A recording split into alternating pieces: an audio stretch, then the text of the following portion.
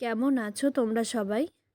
গতকালের আগের দিন আমি জগদ্ধাত্রী পুজো দেখতে গেছিলাম, আর আমাকে সাথ দিয়েছিল আমার মা এবং আমার ছোট্ট ভাইজি মিষ্টি। আমাদের এখানে জগদ্ধাত্রী পুজোর খুব একটা চল নেই, কিন্তু কিছু বছর ধরে হাতে গোনা কয়েকটা জগদ্ধাত্রী পুজো হয়। আর এই পুজোটা একটু থিম বেস করারই চেষ্টা করে। প্যান্ডেলটা ছোটোখাটোর মধ্যে বেশ সুন্দর করেছে। একটা লাইট সাউন্ড শো করেছে, আর লেজার লাইট দিয়ে সুন্দর মহাদেবের মাথায় লাইটিং হচ্ছে, আর একটা সুন্দর গান বাজছে। মহাদেবের চারিদিকে এরকম সাদা জল থাকলেও হঠাৎ করে জলগুলো সরে গিয়ে মহাদেব জেগে ওঠে, আর উপর দিয়ে জল পড়তে থাকে। ছোটদের তো এগুলো অনেকই ভালো লেগেছে, কিন্তু কপিরাইটের ভয়ে আমি তোমাদের এই সাউন্ড এফেক্টটা একদমই শোনাতে পারিনি। অল্প অল্প মিউজিকটা চেঞ্জ করে দিয়েছি। বেশ কিছু লোক একসাথে জড়ো হচ্ছে, তারপরে এই সাউন্ডটা শুরু করছে। খুবই ভালো লাগছিল, মিষ্টি তো খুবই পছন্দ করেছে এটা। আর এত ভিড় ঠেলে ছোটদের নিয়ে যদি পুজো দেখে ছোটদের ভালো লাগলে সেই পুজো দেখাটা সার্থকই হয়।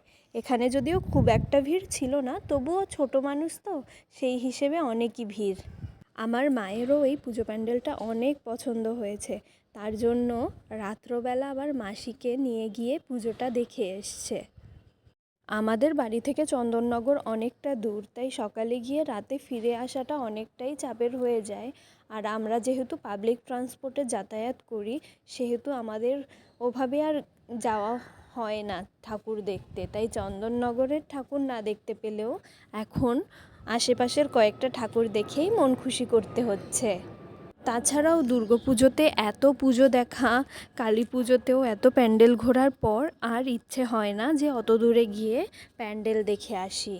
শুনেছি ওখানে লাইট নাকি অনেক সুন্দর হয়, কিন্তু কখনো যাওয়া হয়নি। চেষ্টা করব পরের বার যেতে। তোমাদের সাথে কথা বলতে বলতে তোমরা দেখেছো মহাদেব কিন্তু অনেকটা উপরে উঠে এসেছে। যাই হোক, আমার ভয়েস ওভারটা আজকে অনেকটাই ডাল লাগতে পারে, আশেপাশে একটু সাউন্ডও পাবে। আমি তাও তোমাদের সাথে চেষ্টা করছি ভালোভাবে শেয়ার করার, কেন কি ঘরে এত চেঁচামেচি আওয়াজ, তার মধ্যে আমি ভয়েস ওভার দিতে পারি না। আমার কাছে অনেক ভিডিও থাকে, কিন্তু ভয়েস ওভার দেওয়ার জন্যই তোমাদের সাথে আর শেয়ার করা হয়ে ওঠে না।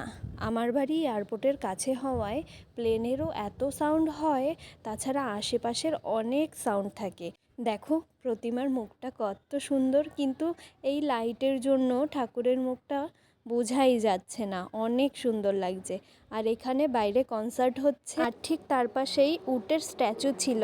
মিষ্টি তার পাশে দাঁড়িয়ে সুন্দর ছবি তুলছে। কেমন লাগলো ভিডিওটা তোমাদের?